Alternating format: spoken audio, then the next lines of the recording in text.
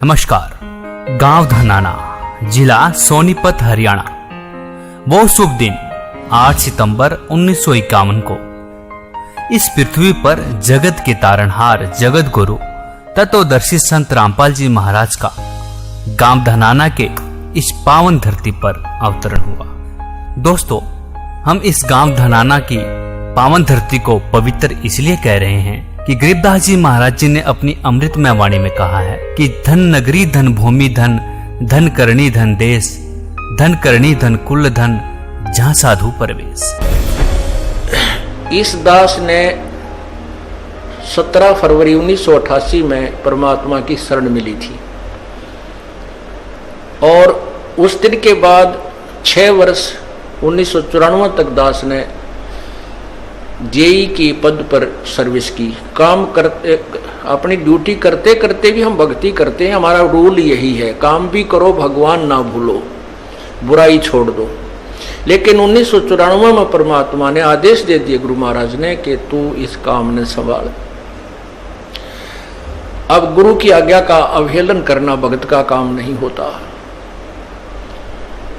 जो गुरु वचन पर डट गए कट गए फंद 84 के। भाई, जो गुरु वचन पर डट गए कट गए फंद 84 के।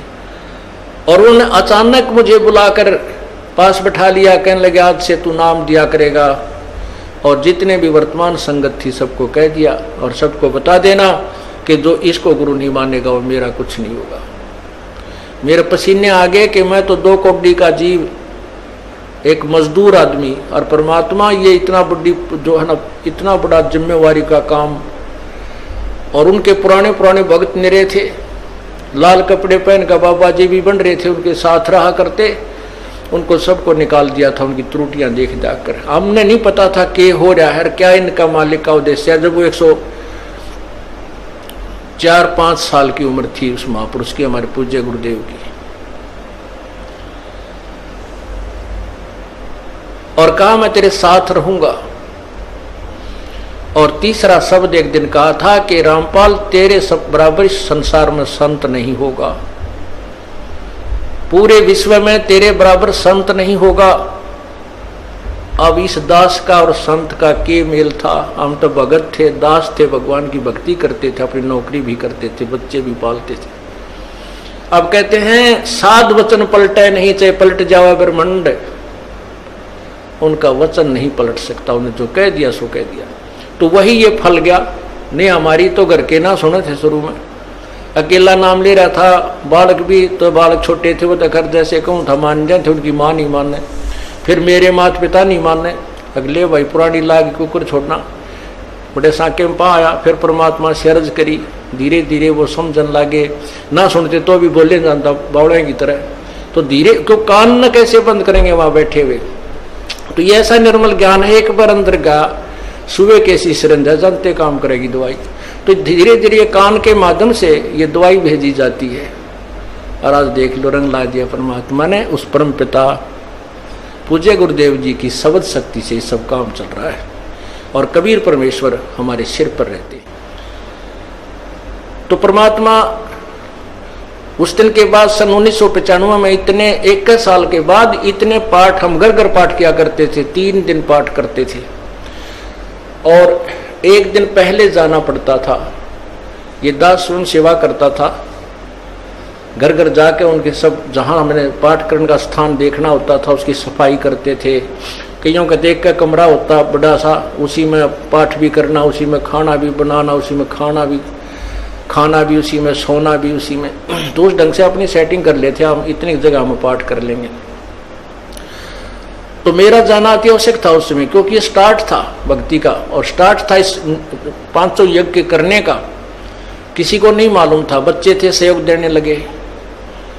और धीरे धीरे फिर वो क्या हुआ कि इतने पाठ हो गए कि मुझे नौकरी, पहले तो क्या करता था, शुक्रवार को पाठ प्रारंभ किया, शुक्र शनि ड्यूटी करके सामने चले जाते, बृहस्पतिवार को, शुक्रवार को रात में तैयारी करते, शुक्रवार को शनिवार को अब पाठ प्रारंभ करके अपनी नौकरी पर चला जाता, फिर शाम ना आ लेता। शनिवार इतवार की छुट्टी हो जाती, काम चल रहा था। वो हफ्ते में हुए, फिर होने लगे डेली अब अफसर भी दुखी और मैं भी दुखी। तो फिर उस दिन रिजाइन कर दिया परमात्मा के नाम पर। 18 साल की नौकरी होगी थी मेरी। हालांकि कुछ और भी हमारे साथी कह रहे थे भाई अभी 2 साल और डट जाओ, आपकी पेंशन बन जाएगी। वाह भैया, पेंशन तो करा कितनी बार होगी। जो पेंशन ई बनेगी ना, या कद्दे नहीं बनी थी, या असंख्य जन्मों की पेंशन बन जाएगी। तो वो तो इस बात को नहीं समझे थे, उन्होंने तो मुझे मूर्ख ही समझा। और दास की सौभाग्य था कि मुझे नौकरी या मजदूरी मिल गई भगवान की और उसकी पुण्यात्माओं को दलदल से निकालने की। कहते आत्म प्राण उद्धार ही ऐसा धर्म नहीं और। धर्म तो और भी है, दान करते हैं, भूखों को भोजन देते हैं, ऐसा है कि सहाय करते हैं, लेकिन जो आत्म प्राण उद्धारी ऐसा धर्म नहीं और। धर्म तो ये भी है जो गौशाला बना रखी है। धर्म वो भी है जो चिड़िया ऊपर चुग्गा डाल देते हो पशु पक्षियों को। वो भी विकलांगों के जो ऑपरेशन वगैरह कराए जा रहे हैं वो भी धर्म है। अनाथ आश्रम है वो भी धर्म है। लेकिन जो आज गऊ हैं उनकी सेवा कर रहे हैं, अच्छी है, क्योंकि कोई भी प्राणी है, चाहे भैंस है, पशु है, कोई किसी प्रकार का, सबकी सेवा हमने इसी दृष्टिकोण से करनी चाहिए, क्योंकि सब में एक जैसा जीव है, वो भी धर्म है। लेकिन अब तो वो आज वो गाय है, आज कोई भैंस है, और जन्म होने के बाद फिर वो सूअर की जूनी में जा सकती है। उस बीमारी तो कौन छुटाएगा उसको। तो ये ज्ञान, ये भक्ति, ये आत्मा इस जीव को उद्धार करेगी। वो फिर 84 लाख योनियों में नहीं जाएगा, या तो मनुष्य शरीर होगा, नहीं सतलोक चला जाएगा। तो कहते हैं आत्म प्राण उद्धारी ऐसा धर्म नहीं और।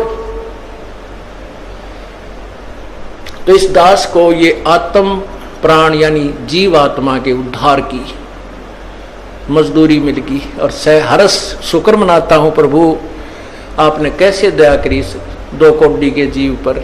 और ऐसे निर्मल भगवान की महिमा, ओए होए होए, जिसके नाम लेते हैं रूंग रूंग खड़े हो जाते हैं। उसके बाद परमात्मा की ऐसी महिमा हुई, अब मुझे इतनी खुशी होती है। कैसा निर्मल समाज तैयार हो रहा है। बीड़ी, शराब, मांस, तंबाकू, उसको देखकर भी राजी नहीं है। अब ये पुण्यात्मा दोनों हाथों दान करते हैं, और हम पहले लूटन पर लगे रहा करते थे, पाप बढ़ाते थे। ये माया साथ नहीं जानी थी कि इतना नरक इकट्ठा कर रहे थे। और परमात्मा क्या कहते हैं, सतगुरु के सजदा करूं कर्म छुटाए कोटि, और जो ऐसे सतगुरु की निंदा करे फिर जम तोड़ेंगे होठ। अब जो लोग बिना देखे सोचे समझे और भक्तों की संतों की बुराई करते हैं, अब क्या बताते हैं कि सतगुरु के सजदा करो जिसने कर्म छुटाए कोट, करोड़ों पाप कर्मों से हटाकर और पुण्य कर्मों पर लगा दिया। कितने पाप कर्म बचा दिए हमारे। और जैसे ऐसे सतगुरु की जो निंदा करते हैं, कहते हैं उनके जम तोड़ेंगे होठ। यम के दूत उनके इसे लठ मारेंगे, चाहे कितने लागो, मुंह पे, होठा पे। होठ इसलिए कहा कि इस पर ज्यादा दर्द होया करे, सोई भी बुढ़ी आया करे। तो कहते हैं वो जम तोड़ेंगे होठ जो बकवाद किया करते थे, संतों की निंदा करते थे। नित्यानंद जी महाराज ने यहां तक कहा है, भाई तू ना मानता ना, ठीक है, अपना और काम कर ले और कुछ कह सुन ले, पर संत की निंदा मत करिए, ये तेरे लिए बहुत जबरदस्त पाप बन जाएगा। लेकिन जो इस मार्ग से परिचित नहीं, वो नादान बच्चे आग में हाथ दे देते, बिजली के तार को छू लेते। और ज्ञान होता सत्संग से, और सत्संग में ये काल नहीं आने देता। तो उस दिन के बाद परमात्मा की ऐसी रजा हुई कि बाग लाग गया भगवान का। और यही प्रार्थना करता रहा, परमात्मा तेरे बच्चे तुझे समझे पहचाने। दास को ये नौकरी दी है, इसमें सफल भी आप ही करोगे। इन लोगों ने तो आपको भी नहीं बख्शा था, जब जिस समय आप यहां आए थे काशी में 120 वर्ष रह कर गए, सारा जीवन आपके पीछे पड़े रहे। उन दुष्ट आत्मा स्वार्थियों ने अपने स्वार्थ के लिए जनता को सत्य ज्ञान नहीं समझने दिया और परमात्मा को बहुत यातनाएं दी गई।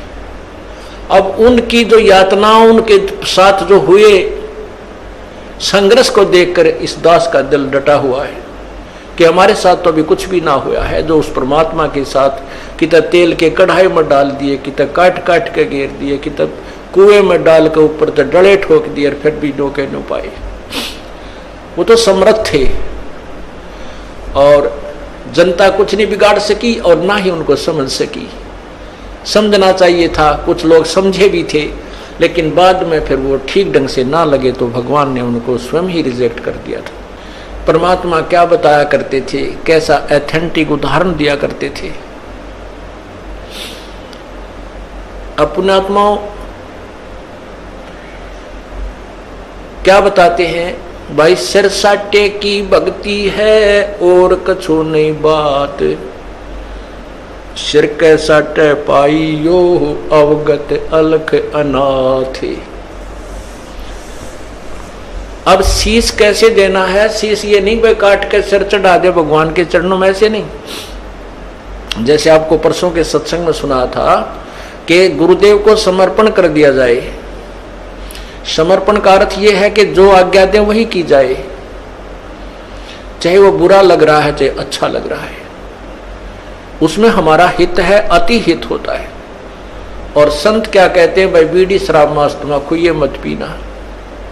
संत कहते हैं चोरी जारी नहीं करना, डाके ना डालना, किसी की जेब ना काटना, ये महापाप है तेरे लिए। अपना करके खाना बेटा, भगवान भजना, इससे तेरा कल्याण होगा।